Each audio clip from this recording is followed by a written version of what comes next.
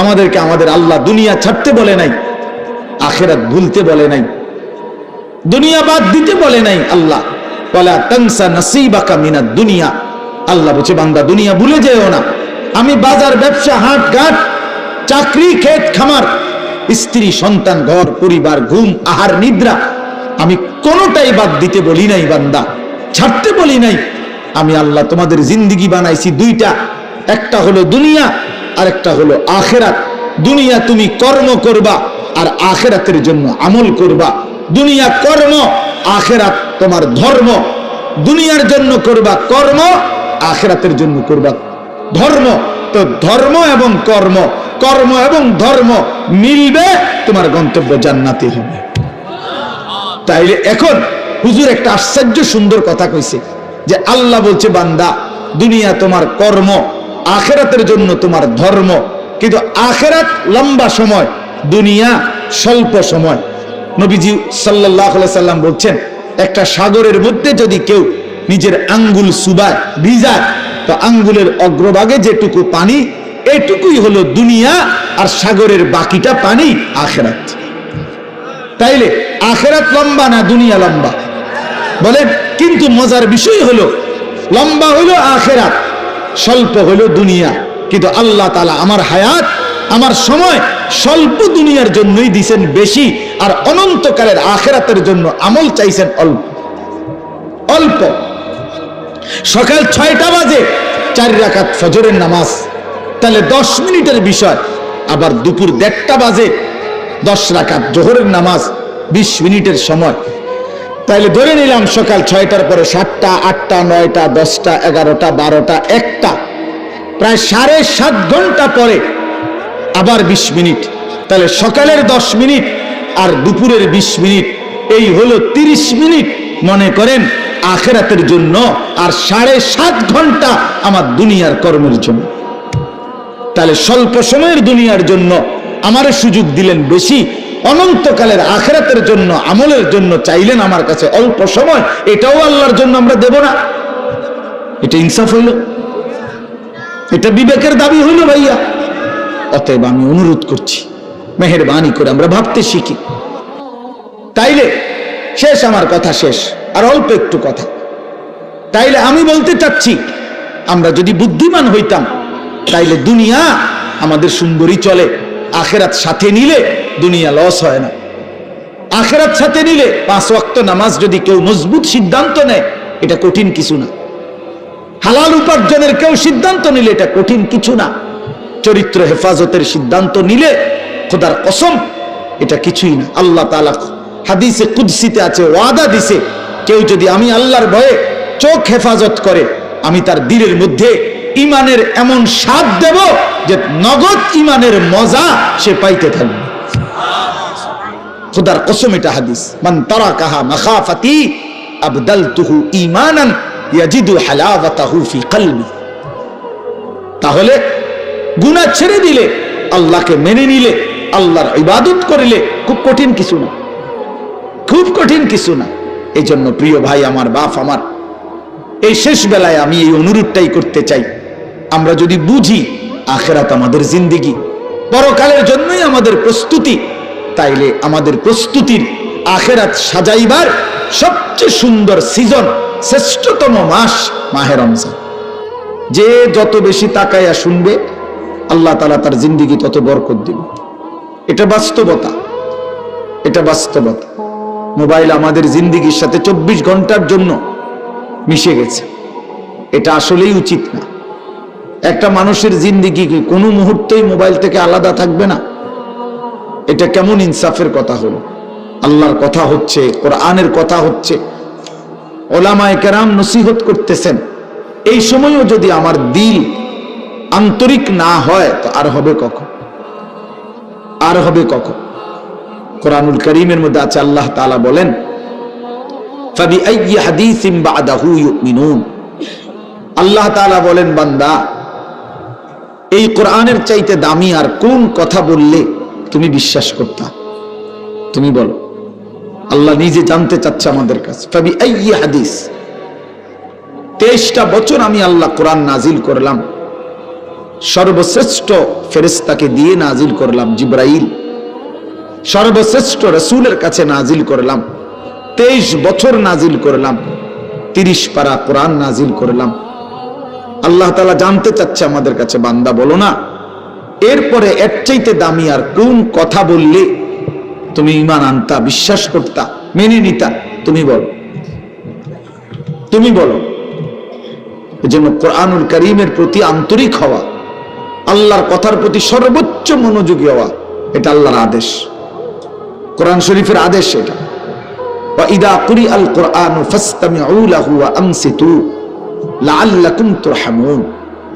আল্লাহ তাআলা কোরআনে বলছে যখন কোরআন পড়া হয় তখন তোমরা ফাসতামিউ লাহু, মনোযোগ দিয়ে শোনো, এবং ওয়া আনসিতু, চুপ থাকো, লাআল্লাকুম তুরহামুন, অবশ্যই তোমাদের উপরে রহমত বর্ষিত হবে। তাইলে দোস্ত এটা জরুরি, একজনই শুনুক, আমার কোনো অসুবিধা নাই, কিন্তু মনোযোগ দিয়ে শুনুক।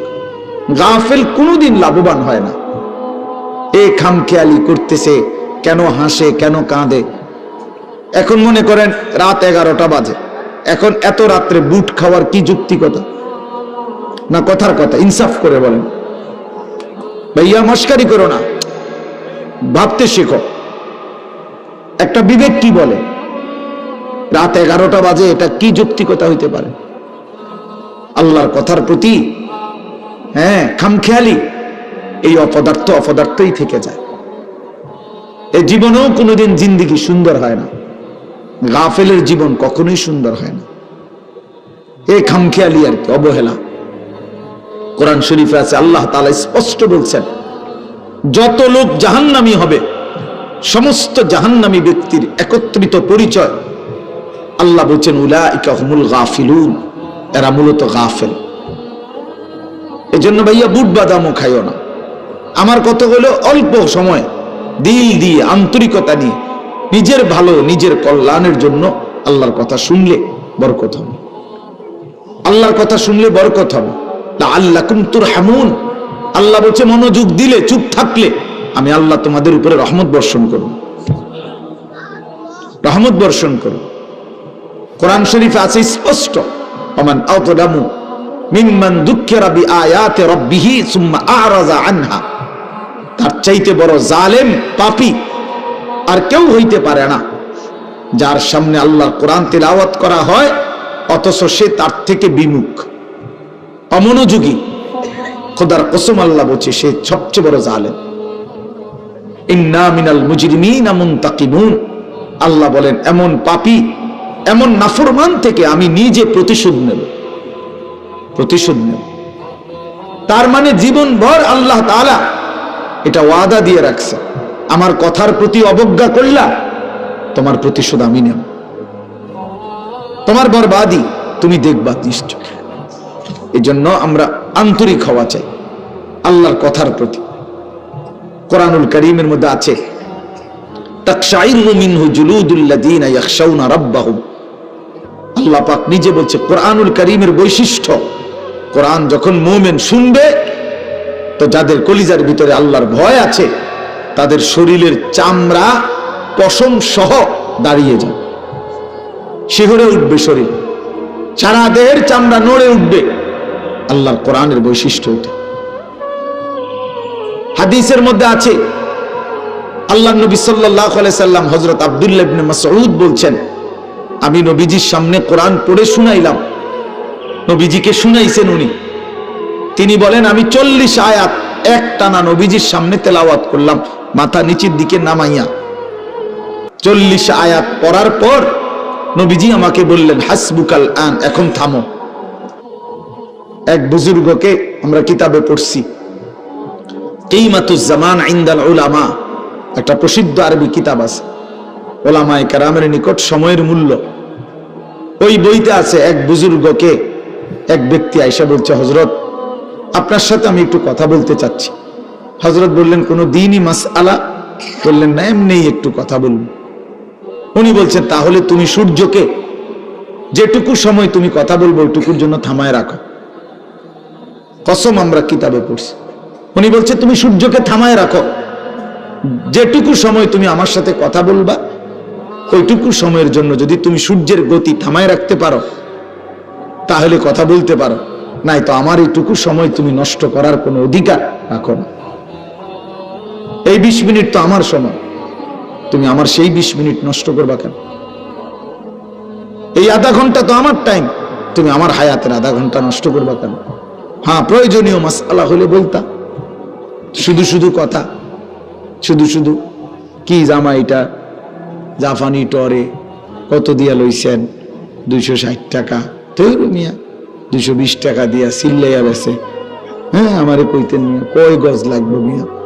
হ্যাঁ, আমার পরিচিত কত দোকান আছে।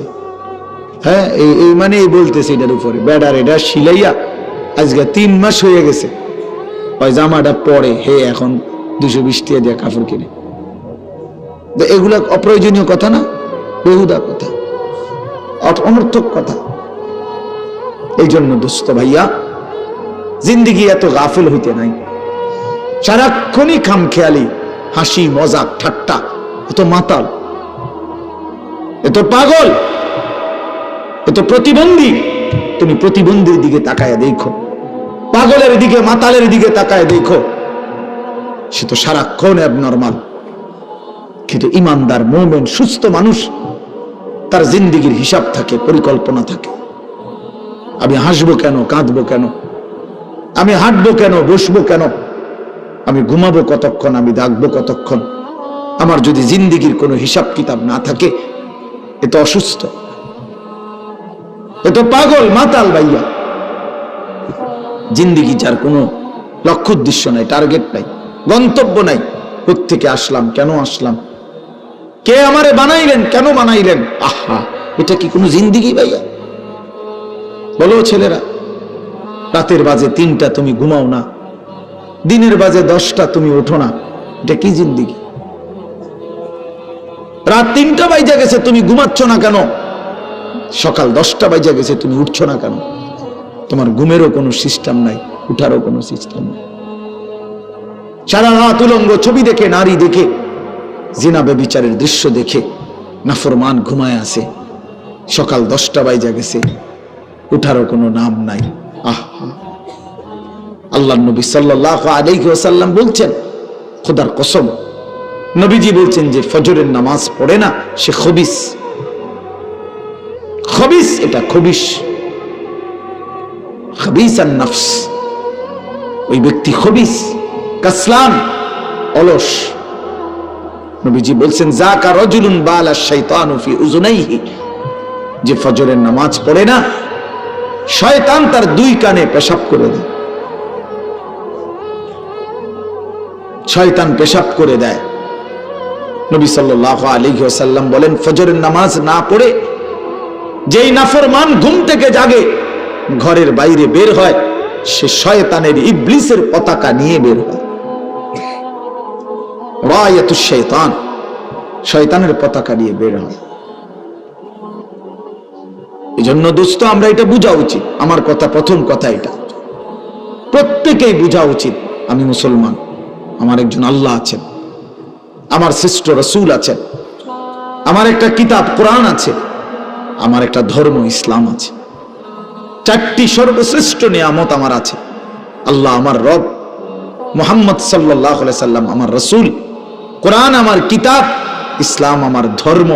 এই 4টি সর্বশ্রেষ্ঠ নিয়ামত থাকার পর আমি পথহারা হব কেন? তুমি চরিত্রহীন হবা কেন?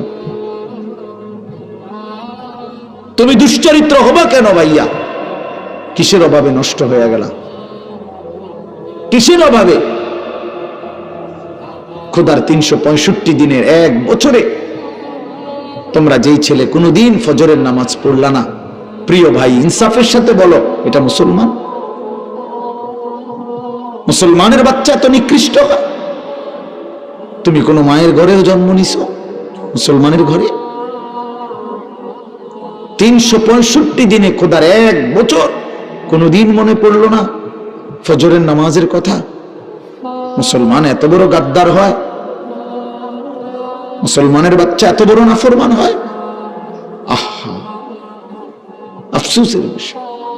ওই মা যে 2 বছর দুধ পান করাইলেন, এই জন্যই মা যে 9টা মাস পেটে ধারণ করলেন। এই জন্যই এক মা তার সন্তানকে বুকে ধরায়া দুধ পান করাইছে 2 বছর, এই আশায় যে 16 বছর বয়সে আমার ছেলেটা দিন রাত উলঙ্গ ছবি দেখবে, নারী আর ছবি আর মাতালের মতো জিন্দেগি কাটাবে।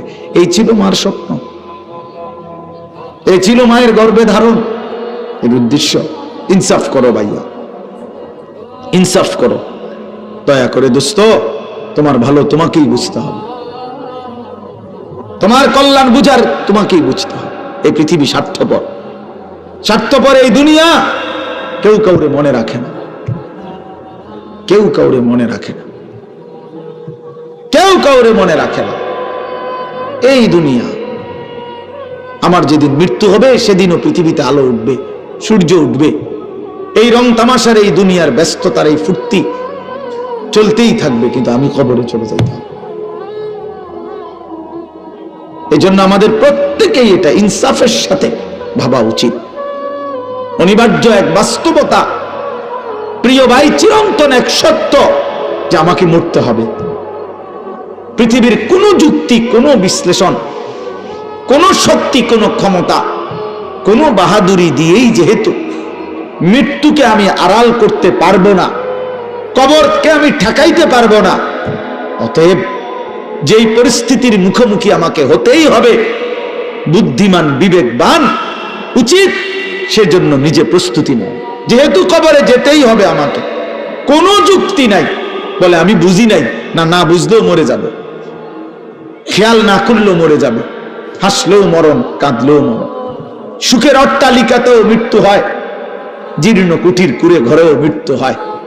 জীবনে যে কোনোদিন সুখ দেখে নাই সেও মরে যাবে, জীবনে যে কোনোদিন দুঃখ দেখে নাই সেও মরে যাবে। তাহলে ভাইয়া বাপ, যে মৃত্যু আমাকে বরণ করতেই হবে, যেই কবরে আমাকে যেতেই হবে, কোনো ফাঁক ফুক নাই, কোনো সাইড নাই, তাহলে তার জন্য প্রস্তুতি নেওয়া, তার জন্য ভাবা যে সেখানে আমার কি হবে, সেখানে আমাকে কি করতে হবে। খোদার কসম, এতটুকু বিবেক বুদ্ধি খাটানো, এটা একটা সুস্থ মানুষের দাবি, সুস্থতার দাবি, এটা ইনসাফের দাবি, বিবেকের দাবি। এতটুকু বিবেক যদি কাজ না করে, ধরে নিতে হবে তার আকলই নাই, দিমাগই নাই, দিমাগই নাই। এজন্য কুরআনুল কারীমে আল্লাহ তাআলা বলেছে, নাফরমানের দিল আছে কিন্তু কিছুই বোঝে না, নাফরমানের কান আছে শোনে না, চোখ আছে দেখে না। এজন্য আল্লাহ তাআলা বলেছেন, উলাইকা কাল আনআম, নাফরমান এক ধরনের জানোয়ার। প্রত্যেক পাপী হলো এক ধরনের জানোয়ার, নাফরমান জানোয়ার বেটা। আনআম চতুষ্পদ জন্তু। কারণ যার বিবেক কোনো কাজ করে না, বানানেওয়ালাকে চেনে না, সে চিনল কি? সৃষ্টিকর্তাকেই যে বোঝে না, খোদার কসম সে কিছুই বোঝে না, কিছুই বোঝে না। যার আল্লাহ নাই তার কিছুই নাই। আল্লাহকে হারিয়ে সব পেলেও কিছু পায় হয় না, আল্লাহকে পেয়ে সব হারালেও কিছুই হারায় না। জুতু মেরা তু সব মেরা। আমি এই জন্য অনুরোধ করছি, আলহামদুলিল্লাহ যথেষ্ট বয়ান হয়েছে। আমরা রাত গভীরে ইনসাফের সাথে এই যে কয়জন আমরা বসছি, প্রত্যেকের কাছে আমার কথা এটা, আমরা ভাবা উচিত। ইস্তাফতি কালবাক, নবী সাল্লাল্লাহু আলাইহি ওয়াসাল্লাম বলছেন, তোমার দিলকে প্রশ্ন করো, তোমার বিবেককে জিজ্ঞেস করো। এমনটাই হওয়া উচিত মুসলমান। তোমার বিবেক কি বলে? একটা ছেলে বেনামাজি, তুমি এসে দাঁড়াইয়া বলো, ভাইয়া 1 মিনিট তুমি মাইক ধরে বলো, মুসলমান এমনই হওয়া উচিত। তুমি দোস্ত তোমার ধর্মের ব্যাপারে একটা লাইন বলো, তুমি বলো তোমার ধর্মের ব্যাপারে তুমি 1 লাইন বলো। তোমার রাসূলকে এভাবে প্রত্যাখ্যান করা উচিত। কোনদিন তোমার চুল নবী সাহাবী আউলিয়াদের মতো হবে না, কোনদিন তোমার জামা পোশাক নবী সাহাবী আউলিয়াদের মতো হবে না, কোনদিন তোমার চলাফেরা সাজগোজ নবী সাহাবী আউলিয়াদের মতো হবে না কোনদিন। তাহলে কি যোগ্যতায়, কি কারণে আমরা মুসলমান? যাদের কপালে সেজদা নাই, তুমি কিভাবে মুসলমান? যার লেবাসে পোশাকে ইসলামের কোনো চিহ্ন নাই, তুমি কোন যুক্তিতে মুসলমান ভাইয়া? কোন যুক্তিতে মুসলমান? আল্লাহ নবী সাল্লাল্লাহু আলাইহি ওয়াসাল্লাম বলছেন, ফারকু মা বাইনানা ওয়া বাইনাল কুফরি আস-সালাহ, আমাদের মাঝে আর কাফেরের মাঝে পার্থক্য নামাজ। নামাজ মুমিন আর কাফেরের পার্থক্য করে। এটা কি মুসলমান না বেঈমান, এটার প্রমাণের চিহ্ন খোদার কসম ভোটার আইডি কার্ড না, জন্ম নিবন্ধন সনদ নয়, সেজদা। সেজদা এই কপাল দুনিয়ার কোনো কাজে ব্যবহার হয় না, পৃথিবীর কোনো উপার্জনের জন্য কপাল লাগে না। চাকরি, ব্যবসা, ক্ষেত খামার, অটো, সিএনজি, ফসল, দেশ বিদেশ, ভাইয়া ইনসাফের সাথে ভাইবা দেখো, বাবারাও ভেবে দেখেন, এই কপাল কোনো উপার্জনের কাজে ব্যবহার হয় না। উপার্জনের কাজে হাত ব্যবহার হয়, পাও ব্যবহার হয়, মেধা ব্যবহার হয়, যোগ্যতা ব্যবহার হয়। কপাল কোনো কামাই রোজগারের জন্য ব্যবহার হয় না। কপাল রব্বে করিম বানাইছেনই শুধু সেজদার জন্য, শুধু সেজদার জন্য, শুধু সেজদার জন্য, শুধু সেজদার জন্য। এই জন্য যে কপালে সেজদা নাই ওইটা মানুষের বাচ্চা না, যে কপালে সেজদা নাই ওটা মুসলমানের বাচ্চা না, ওটা মানুষের বাচ্চা না। যে জিন্দিগি সেজদাবিহীন জিন্দিগি, ওটা জন্তু জানোয়ারের জিন্দিগি। কোরআন শরীফে আছে, কোরআন শরীফ স্পষ্ট আছে, সূরা আরাফের মধ্যে আছে।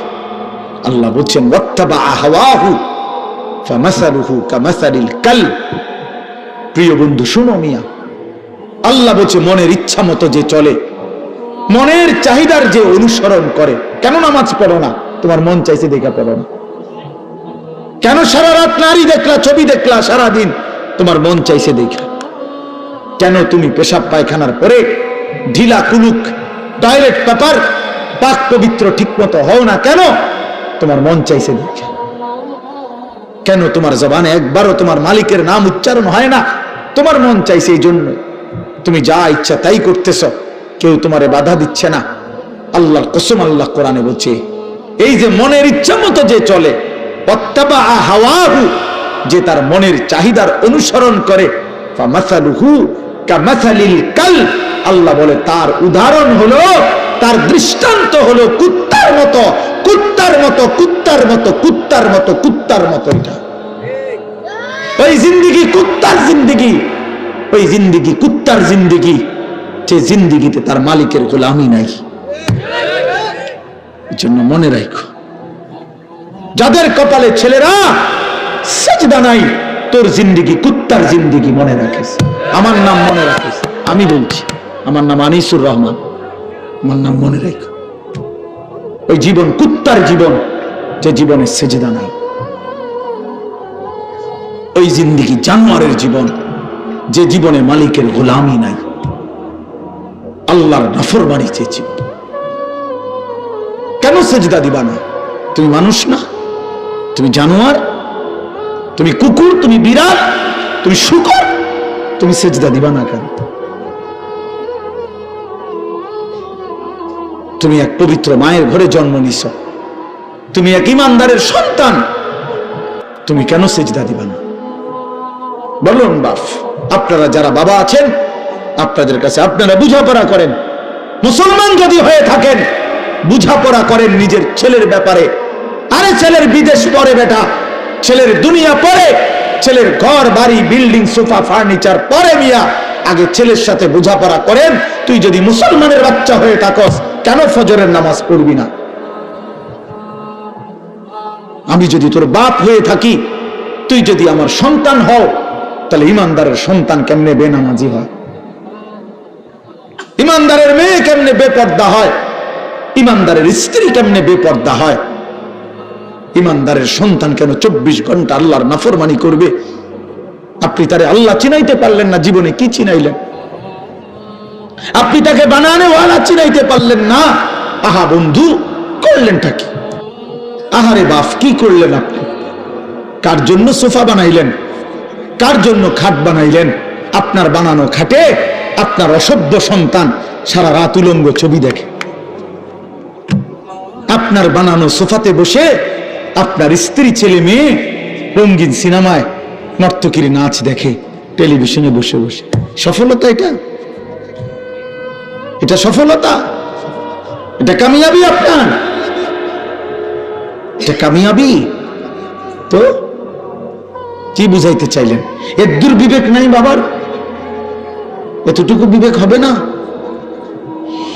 কোরআন শরীফে আছে সূরা হুদের মধ্যে নূহ আলাইহিস সালাম ওনার বেঈমান সন্তানের জন্য যখন ডুবে যাচ্ছিল দোয়া করছিল, ইন্না ইবনি মিন আহলি, এই শব্দটা বলছিল নূহ নবী, আল্লাহ ওই যে ছেলেটা ডুবে যাচ্ছে এটা আমার পরিবার, আমার বংশধর, আমার সন্তান।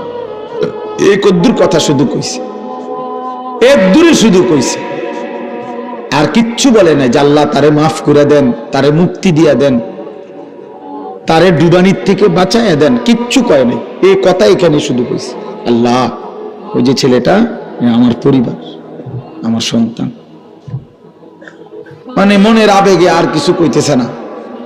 কোরআন শরীফে আছে আল্লাহ তাআলা কোরআনের আয়াত নাজিল করছে, আল্লাহ ওয়াহি নাজিল করছে, ইয়া নূহ, হে নূহ, ইন্নাহু লাইসা মিন আহলিক, সাবধান এটা তোমার সন্তান না। সরাসরি কোরআন শরীফ, এটা তোমার সন্তান নয়।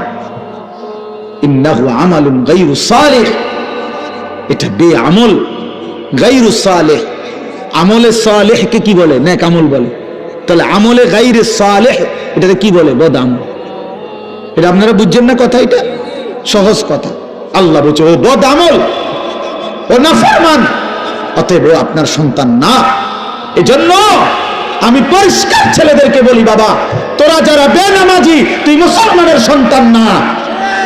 মনে রাখিস বেটা, তুই লাওয়ারিস, তুই বেওয়ারিস, তোর কোনো মা নাই, তোর কোনো বাবা নাই, তোর কোনো পিতৃ পরিচয় নাই। মোবাইলের ওই নর্তকী তোর পরিচয়, মোবাইলের ওই উলঙ্গ নারী তোর পরিচয় হইতে পারে। তুই কোনো মুসলমানের বাচ্চা না, ইমানদারের সন্তান নাফরমান হয় না। মনে রাখো। দেখো নারী, দেখো আরো দেখো, 16 বছর বয়সেই এত নারী দেখে ফেললা, 18 বছর বয়সেই এত উলঙ্গ ছবি দেখে ফেললা, বাকি জিন্দেগি কি করবা? বাকি জীবনটা কি করবা? সব তো দেখে এলাইলা, সব তো দেখেই ফেললা, পৃথিবীতে বগে করে ফেললা, এবার লাথি দিয়া ফেরেশতা জাহান্নামে ফেলানো ছাড়া আর বাকি কি? সব তো দেখে এলাইলা।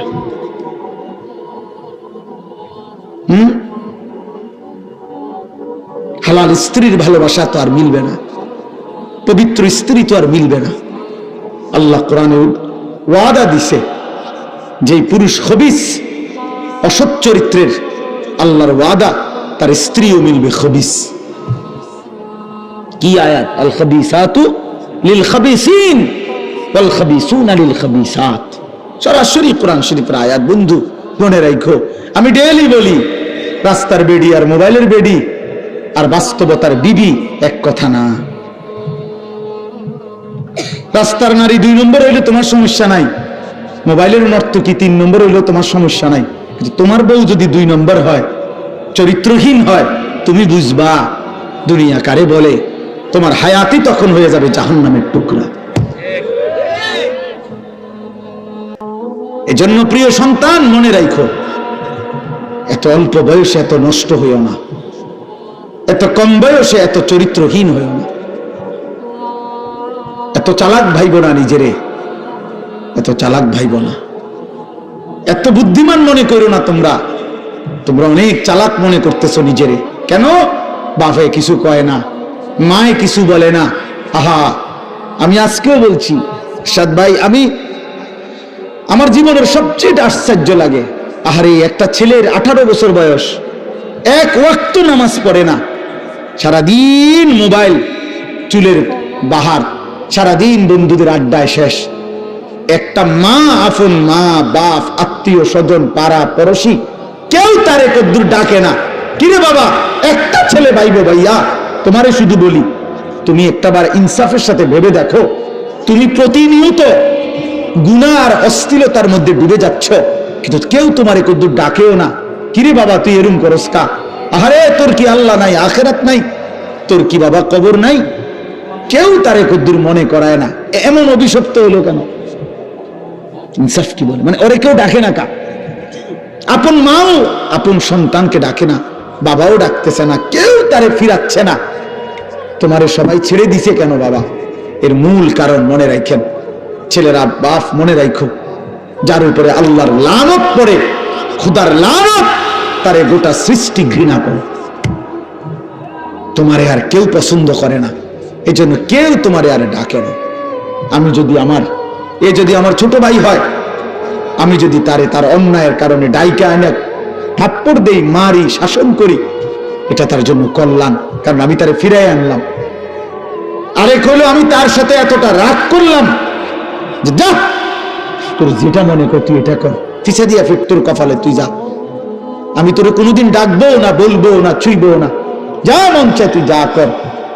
তো বাহ্যিক দৃষ্টিতে তো মনে হবে তারে মারি নাই, থাপ্পড় দেই নাই, কিন্তু তার তো অনন্তকালটা শেষ, তার ভবিষ্যৎটা শেষ, তার লাইফটা তো শেষ।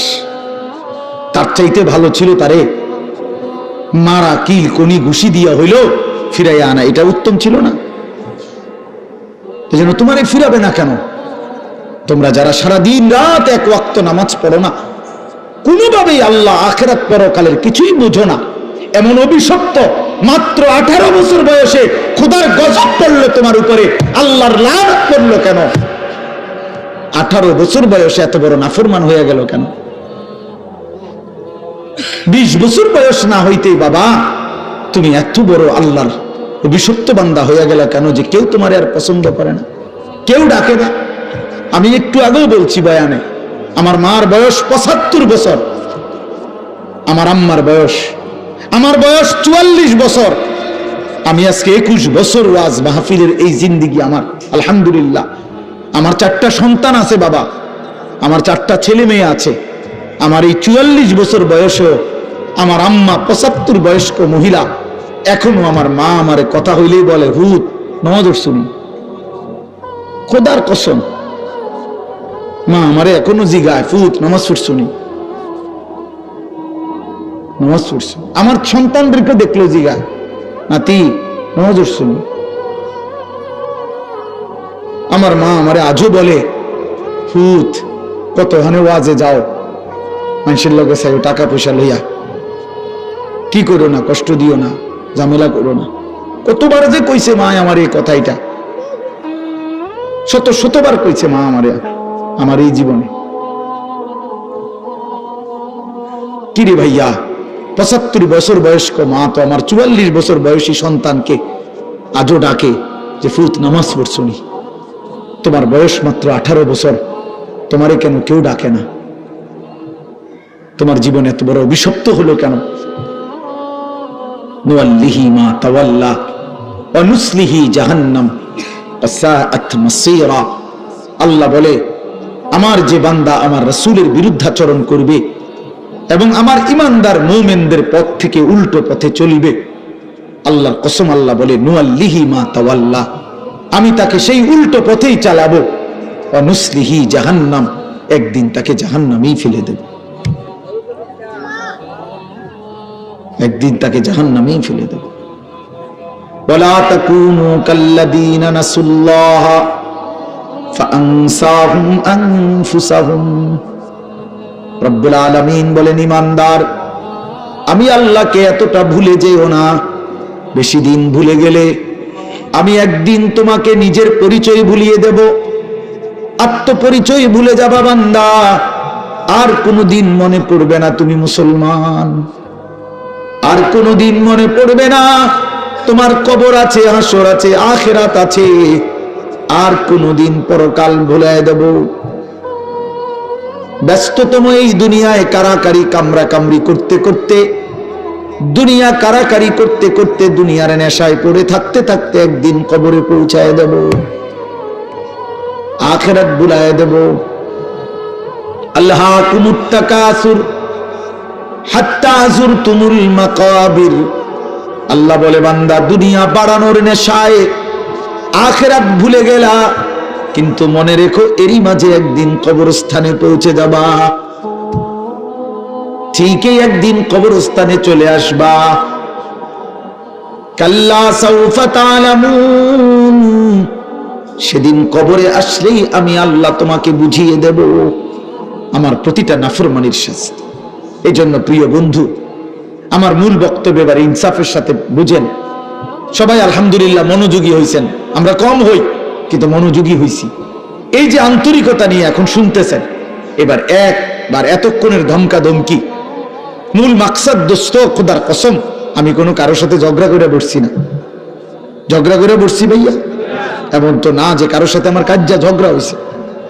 এই এতগুলো ধমকের মাকসাদ তো ফিরাইতে চাই, তোমার বিবেক জাগাইতে চাই, ইমানদারের বিবেক জাগাইতে চাই। এই জন্য এতগুলো শক্ত কথা বললাম। অর্থ হইল দিলটা জাগুক, ইনসাফ আসুক, বিবেক আসুক, জাগুক। তো যদি আমরা বুঝি আমরা মুসলমান, আমরা মুমিন, তাইলে বাপ আমাদের জিন্দেগি আখিরাত, আমাদের জীবন দুনিয়া না।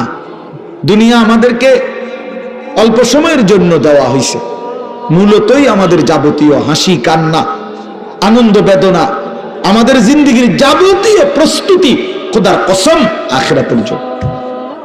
আখিরাতের জন্য আমাদের সত্যিকার অর্থে আমরা একটা মিনিট আমার শায়েখ আরিফ বিল্লাহ হাকিমুন নফস আল্লামা মুফতি মুশতাকুন নবী কাসিমি হুজুর আমার মাদ্রাসায় কয়দিন আগে বয়ান করছিলেন। 8ই ফেব্রুয়ারি আমি আমার মাদ্রাসায় কিশোর যুবক ছেলেদের জন্য আলাদা ইসলাহি মজলিসের আয়োজন করছিলাম বয়ানের। 16 বছর থেকে 30 বছর বয়সী, শুধু এই বয়সী ছেলেদের জন্য প্রায় 600 ছেলে উপস্থিত হয়েছিল। তখন হযরত বলছিলেন ওইখানে বয়ানে যে ভাইয়া আমাদের জিন্দেগি দুইটা, আমাদেরকে আমাদের আল্লাহ দুনিয়া ছাড়তে বলে নাই, আখিরাত ভুলতে বলে নাই, দুনিয়া বাদ দিতে বলে নাই। আল্লাহ ওয়ালা তানসা নাসিবাকা মিনাদ দুনিয়া, আল্লাহ বলছে বান্দা দুনিয়া ভুলে যেও না। আমি বাজার ব্যবসা হাট ঘাট চাকরি ক্ষেত খামার স্ত্রী সন্তান ঘর পরিবার ঘুম আহার নিদ্রা আমি কোনোটাই বাদ দিতে বলি নাই বান্দা, ছাড়তে বলি নাই। আমি আল্লাহ তোমাদের জিন্দেগি বানাইছি দুইটা, একটা হলো দুনিয়া আর একটা হলো আখিরাত। দুনিয়া তুমি কর্ম করবা আর আখিরাতের জন্য আমল করবা। দুনিয়া কর্ম, আখিরাত তোমার ধর্ম। দুনিয়ার জন্য করবা কর্ম, আখিরাতের জন্য করবা ধর্ম। তো ধর্ম এবং কর্ম, কর্ম এবং ধর্ম মিলবে, তোমার গন্তব্য জান্নাতি হবে। তাইলে এখন হুজুর একটা আশ্চর্য সুন্দর কথা কইছে যে আল্লাহ বলছে বান্দা দুনিয়া তোমার কর্ম, আখিরাতের জন্য তোমার ধর্ম। কিন্তু আখিরাত লম্বা সময়, দুনিয়া স্বল্প সময়। নবীজি সাল্লাল্লাহু আলাইহি সাল্লাম বলছেন একটা সাগরের মধ্যে যদি কেউ নিজের আঙ্গুল চুবায় ভিজায়, তো আঙ্গুলের অগ্রভাগে যেটুকু পানি এটুকুই হলো দুনিয়া, আর সাগরের বাকিটা পানি আখিরাত। তাইলে আখিরাত লম্বা না দুনিয়া লম্বা বলেন? কিন্তু মজার বিষয় হলো লম্বা হলো আখিরাত, স্বল্প হলো দুনিয়া। কিন্তু আল্লাহ তাআলা আমার হায়াত, আমার সময় স্বল্প দুনিয়ার জন্যই দিয়েছেন বেশি, আর অনন্তকালের আখিরাতের জন্য আমল চাইছেন অল্প অল্প। সকাল 6টা বাজে 4 রাকাত ফজরের নামাজ, তাহলে 10 মিনিটের বিষয়। আবার দুপুর 1:30টা বাজে 10 রাকাত জোহরের নামাজ, 20 মিনিটের সময়। তাইলে ধরে নিলাম সকাল 6টার পরে 7টা 8টা 9টা 10টা 11টা 12টা 1টা, প্রায় 7.5 ঘন্টা পরে আবার 20 মিনিট। তাহলে সকালের 10 মিনিট আর দুপুরের 20 মিনিট, এই হলো 30 মিনিট মনে করেন আখিরাতের জন্য, আর 7.5 ঘন্টা আমার দুনিয়ার কর্মের জন্য। তাহলে স্বল্প সময়ের দুনিয়ার জন্য আমারে সুযোগ দিলেন বেশি, অনন্তকালের আখিরাতের জন্য আমলের জন্য চাইলেন আমার কাছে অল্প সময়। এটাও আল্লাহর জন্য আমরা দেব না? এটা ইনসাফ হইল? এটা বিবেকের দাবি হইল ভাইয়া? অতএব আমি অনুরোধ করছি মেহেরবানি করে আমরা ভাবতে শিখি। তাইলে শেষ, আমার কথা শেষ, আর অল্প একটু কথা। তাইলে আমি বলতে চাচ্ছি আমরা যদি বুদ্ধিমান হইতাম তাইলে দুনিয়া আমাদের সুন্দরী চলে, আখিরাত সাথে নিলে দুনিয়া লস হয় না। আখিরাত সাথে নিলে 5 ওয়াক্ত নামাজ যদি কেউ মজবুত সিদ্ধান্ত নেয়, এটা কঠিন কিছু না। হালাল উপার্জনের কেউ সিদ্ধান্ত নিলে এটা কঠিন কিছু না। চরিত্র হেফাজতের সিদ্ধান্ত নিলে খোদার কসম এটা কিছুই না। আল্লাহ তাআলা হাদিসে কুদসিতে আছে, ওয়াদা দিছে, কেউ যদি আমি আল্লাহর ভয়ে চোখ হেফাজত করে, আমি তার দিলের মধ্যে ইমানের এমন স্বাদ দেব যে নগদ ইমানের মজা সে পাইতে থাকবে। খোদার কসম, এটা হাদিস। মান তারাকাহা মাখাফাতি আবদালতুহু ঈমানান ইয়াজিদু হালাওয়াতাহু ফি কলবি। তাহলে গুনাহ ছেড়ে দিলে, আল্লাহকে মেনে নিলে, আল্লাহর ইবাদত করলে খুব কঠিন কিছু না, খুব কঠিন কিছু না। এই জন্য প্রিয় ভাই আমার, বাপ আমার, এই শেষ বেলায় আমি এই অনুরোধটাই করতে চাই, আমরা যদি বুঝি আখিরাত আমাদের জিন্দেগি, পরকালের জন্যই আমাদের প্রস্তুতি, তাইলে আমাদের প্রস্তুতির আখিরাত সাজাইবার সবচেয়ে সুন্দর সিজন, শ্রেষ্ঠতম মাস মাহে রমজান। মাহে রমজান আমাদের সামনে একদম মুখোমুখি, শাহরু রমাদান, রমজান মাস। এই রমজান মাসটাকে কদর করার কথা আমি বলতে চাই, এটাই আমার শেষ আহ্বান। কেউ যদি বুঝি আমরা আমার আখিরাতি মূল, আমার দুনিয়া সামান্য, তাহলে আমাদের উচিত মাহে রমজানের প্রস্তুতি নেওয়া, মাহে রমজানের প্রস্তুতি নেওয়া। মাহে রমজান আল্লাহ নিজের, এই যে প্যান্ডেল আপনারা সাজাইছেন সুন্দর করে মাহফিলের জন্য, খোদার কসম আল্লাহ তাআলা বলে, বান্দা রমজান আমি নিজ হাতে সাজিয়েছি আমার বান্দাকে জান্নাত দেওয়ার জন্য, জাহান্নাম থেকে বাঁচাবার জন্য। যদি বলি আল্লাহ কেমনে সাজাইলেন, আল্লাহ তাআলা বলেন, শুনো আমার সাজানোটা তোমরা শুনো। এক, আমি আল্লাহ জান্নাতের সব দুয়ার খুলে দিয়েছি। দুই, জাহান্নামের দরজাগুলো বন্ধ করে দিয়েছি। তিন, সমস্ত শয়তান এবং দুষ্ট জিন শেকলে বন্দী করে দিয়েছি।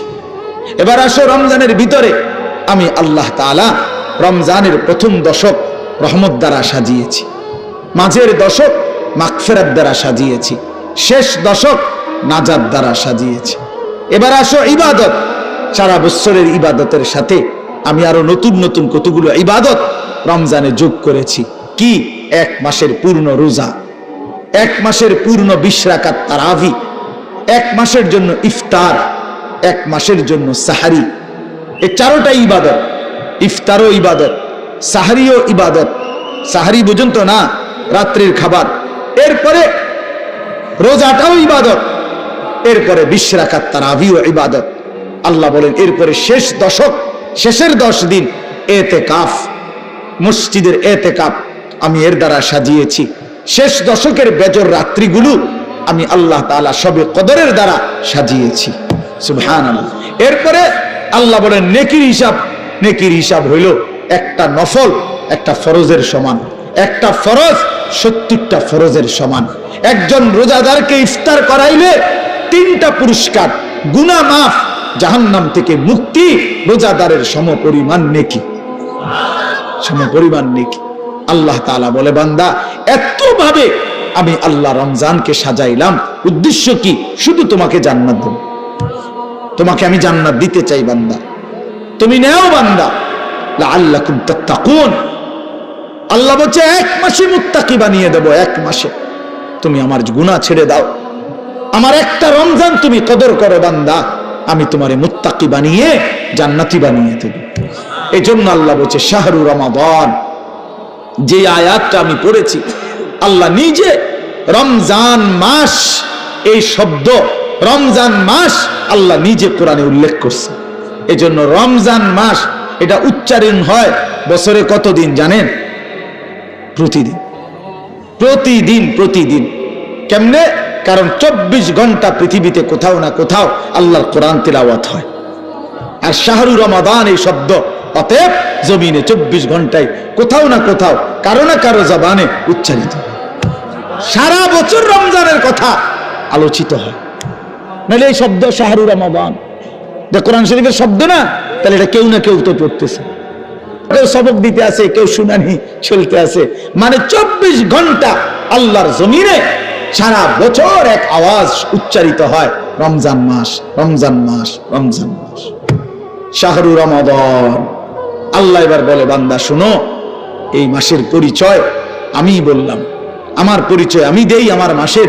আল্লাযী উনজিলা ফীহিল কোরআন, এটা সেই মাস যে মাসে কোরআন নাজিল করা হয়েছে। কোরআন নাজিল করাতে এই মাস দামি। আমার শায়েখ আল্লামা মুফতি মুশতাকুন নবী সাহেব বলে যে দেখো একটি রমজানে কোরআন নাজিল হয়েছিল, প্রত্যেক রমজানে কোরআন নাজিল হয় না। কোরআন তো একটি রমজানে, নবীজির বয়স যখন 40, ওই সময়ে একটা রমজান কোরআন নাজিল হয়েছিল। কিন্তু ওই এক মাসে একবার কোরআন নাজিল হওয়ার কারণে কোরআনের বরকতে ওই মাস যতবারই পৃথিবীতে আসে ততবারই দামি হয়েছে। ওই একটি রাত শবে কদর, ওইটা তো একটা রাতে কোরআন নাজিল হয়েছিল, কিন্তু ওই রাত এটা এবার যতবারই আসে ঘুরে ঘুরে ততবারই ওই রাত দামি হয়েছে। এজন্য কোরআন যে রাতের সাথে একবার লাগছে, এই রাত আজীবনের জন্য দামি হয়ে গেছে। কোরআন যেই মাসের সাথে একবার লাগছে, ওই মাস আজীবনের জন্য দামি হয়ে গেছে। কোরআন যেই বান্দার জীবনে একবার লাগবে, ওই বান্দাও আজীবনের জন্য দামি হয়ে যায়, দামি হয়ে যায়। হুদাল লিন্নাস ওয়া বাইয়িনাতিন মিনাল হুদা ওয়াল ফুরকান। আল্লাহ বলেন আমার কোরআনের তিনটা বৈশিষ্ট্য, একটা হলো সারা পৃথিবীর মানুষের জন্য হেদায়েত, 2 নাম্বার হলো কোরআনের সমস্ত হেদায়েতের বাণী স্পষ্ট, কোনো অগোছালো, কোনো লুকোচুরি, কোনো সংক্ষিপ্ত অপূর্ণাঙ্গ কোনো কথা নাই, সব স্পষ্ট।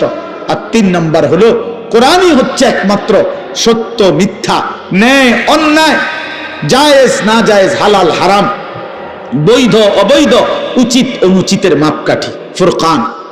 ফুরকান। এজন্যই তোমরা যারা স্কুলে পড়ো, কলেজে পড়ো ভাইয়া, ইউনিভার্সিটিতে পড়ো, কোনো আপত্তি নাই, তবে এইটা মনে রাখো বন্ধু, কোরআনুল কারীমের জ্ঞান যে অর্জন করতে পারে নাই, কোরআন যে ধরতে পারে নাই, কোরআন যে ছুঁইতে পারে নাই, তুমি ন্যায় অন্যায় চিনো নাই, সত্য মিথ্যা তোমার কাছে স্পষ্ট না। খোদার কসম, পৃথিবীর আর কোন বই, আমি চ্যালেঞ্জ করলাম এখানে এখন, পৃথিবীর আর কোন বই দিয়ে, পৃথিবীর আর কোন গ্রন্থ দিয়ে সত্য মিথ্যা, ন্যায় অন্যায়, জায়েজ না জায়েজ, হালাল হারাম, বৈধ অবৈধ, উচিত অনুচিত নির্ধারণ করা যায় না। না, বাংলা বই দিয়ে হবে না, এটা অঙ্ক বই দিয়ে হবে না, ইংরেজি বই দিয়ে হবে না, একমাত্র আল্লাহর কোরআন। বৈধ অবৈধ নির্ধারণ করে আল্লাহর কোরআন, হালাল হারাম নির্ধারণ করে আল্লাহর কোরআন, উচিত অনুচিত নির্ধারণ করে আল্লাহর কোরআন, ফুরকান এটা। এজন্য কোরআন বঞ্চিত, সে সত্য মিথ্যা, আলো অন্ধকার থেকে বঞ্চিত। বঞ্চিত লোক দেখানো যা মন চায়, অমুক ভদ্রলোকে কইছে এটা সুন্দর, হেইতেও কয় সুন্দর, ইয়াহুদির বাচ্চা কইছে এটা চমৎকার, হেও কয় এটা চমৎকার, খ্রিস্টানের বাচ্চা কইছে এটা যৌক্তিক, হেও কয় এটা যৌক্তিক, হেও কয় এটা যৌক্তিক। কারণ তার কাছে তো মূল কষ্টি পাথর আল্লাহর কোরআন নাই।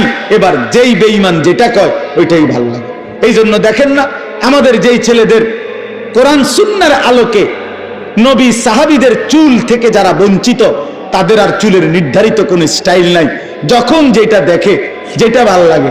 দেখেন যারা নবী এবং সাহাবী আউলিয়াদের পরনের পোশাক থেকে বঞ্চিত, তাদের আর নির্ধারিত কোনো প্যান্ট আর শার্টের মডেল নাই, যখন যেটা ভালো লাগে ওইটাই কিনবে, যখন যেটা চলাফেরা ভালো লাগে সেটাই ভালো লাগে। তার মানে আল্লাহ থেকে বঞ্চিত, রাসূল থেকে বঞ্চিত, তো সে সত্য সঠিক ইনসাফ ন্যায় পরায়ণতা থেকে বঞ্চিত, বঞ্চিত। সর্বশেষ কথা হলো আল্লাহ বলেন ফামান শাহিদা মিনকুমুশ শাহরা ফালিয়াসুমহু। অতএব আমার বান্দা, তোমাদের যারাই রমজান মাসে আসবা, পৌঁছবা, তোমরা রোজা রাখো, আমার হুকুম মাইনো। আল্লাহ বলেন, আল্লাহ যেন মহব্বত করে বলছে, বান্দা রোজা রাখো, বান্দা আমি তোমারে মুত্তাকি বানাবো, আমি তোমারে জান্নাতি বানাবো, আমি তোমারে জান্নাতি বানাবো। এই জন্য দোস্ত, এই শেষ বেলায় আমার এই শেষ কথা এটাই, আমাদের সামনে মাহে রমজান। তোমরা যারা কিশোর নওজোয়ান আছো বাপ, তোমাদের কাছে অনুরোধ, রমজানকে মনে করে সামনে রেখে তোমরা তোমাদের জিন্দেগি বদলাও। এই জীবন এভাবে চললে হবে না ভাইয়া, তুমি সুখ পাইবা না। কোনো বেঈমান দুনিয়াতে ইজ্জত পায় না, আখিরাতে তো কিছুই নেই। কোন সুদখোরকে কেউ সম্মান করে না, কোন চরিত্রহীন লম্পটকে কেউ সম্মান করে না ভাইয়া, কেউ রে না। মানুষ মন্দকে মন্দই বলে, মানুষ উত্তমকে উত্তমই বলে। কোন লম্পট চরিত্রহীন, কোন মদখোর গাঁজাখোরকে কেউ জুনায়েদ বাগদাদি বলে না, কেউ বাইজিদ বুস্তামি বলে না, বাটফারকে বাটফারই বলে, নেককারকে নেককারই বলে। মানুষ আলোকে আলো বলে, অন্ধকারকে অন্ধকার বলে। এখন যে কোনো মানুষকে জিজ্ঞাসা করলে সে বলবে অন্ধকার, দিনের আলোকে দিনের আলোই বলে।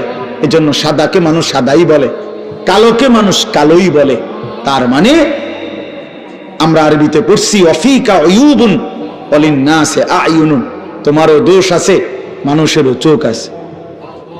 আরবি প্রবাদ। তার মানে তুমি ভাইবো না তুমি বুদ্ধিমান, বাকিরা বোকা না।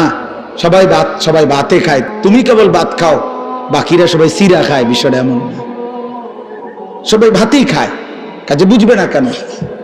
বুঝবে না কেন? আল্লাহ নবী সাল্লাল্লাহু আলাইহি সাল্লাম বলছেন, অন্ধকারে একাকিত্বে যে গুনাহ করে, খোদার কসম, আল্লাহ নবী বলছে দিনের আলোতে আল্লাহ তাআলা তার চেহারার মধ্যে সেই অপরাধের চিহ্ন ভাসিয়ে দেয়। এজন্য মানুষ দেখলেই কয় নাফরমানি তো করছে, গাঁজা তো খাইছে, নেশা তো করছে গোপন কোনো জায়গায়, কিন্তু বাইরেলে মানুষ চেহারার দিকে তাকাইলেই বলে, দেখতেই বোঝা যায় ফুটটা খোর।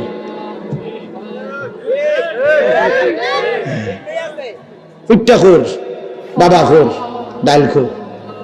হ্যাঁ, বুঝেন নাই? চেহারা দেখলেই বোঝা যায়। আমি তো এই জন্য অনেক সময় বলি যে অনেক ছেলে আছো তোমরা, তোমাকে সমবয়সী বন্ধু, তোমার চুল এবং তোমার স্টাইল যে কাকে দোস্ত করে সেরকম লাগে। আমি বলি যে তুমি একটাবার জিঙ্গাইলা না দোস্ত, সেরকম তো লাগে, বুঝলাম। সে এটা কেডা? সে কে? যার মতো লাগে সে কে? তুমি তো আমার একটা কারো না কারো মতোই কইতে চাইছো যে সেরকম লাগে, তো সেরকমটা কে? সে কে?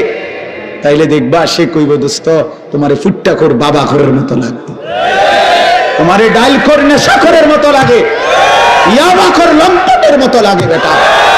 এই জন্য দুশ্চরিত্রকে কেউ ইজ্জত করে না, বেহায়া নারীকে কেউ সম্মান করে না। কোন বেপর্দা নারীকে দেখে রাস্তার কোন লম্পট, কোন বখাটে দুশ্চরিত্র মানুষ যারা নারীকে দেখে, বেহায়া বেপর্দা নারীকে, তাকে নিয়ে কেউ রাবেয়া বসরির কল্পনা করে না, রাবেয়া বসরির কল্পনা করে না, তাকে নিয়ে অসভ্য কল্পনাই করে, উলঙ্গ কল্পনাই করে। এই জন্য ভাইয়া নিজের কদর করো, এটা উপলব্ধির বিষয়, এটা উপলব্ধির বিষয়। আল্লাহ আমাদেরকে বুঝ দান করেন। আল্লাহ তাআলা আজকের এই মাহফিল ভরপুর কবুল করে নেন। যাদের ভালোবাসায়, যাদের আয়োজনে, যাদের আন্তরিক প্রচেষ্টায় মাহফিল হয়েছে, আল্লাহ তাআলা সকলকে উত্তম বিনিময় দান করেন। আগামী দিনেও আল্লাহ তাআলা এই মাহফিলকে কায়েম দায়েম করে দেন। আমরা সবাই রমজানকে কদর করব তো ইনশাআল্লাহ? বলেন ইনশাআল্লাহ।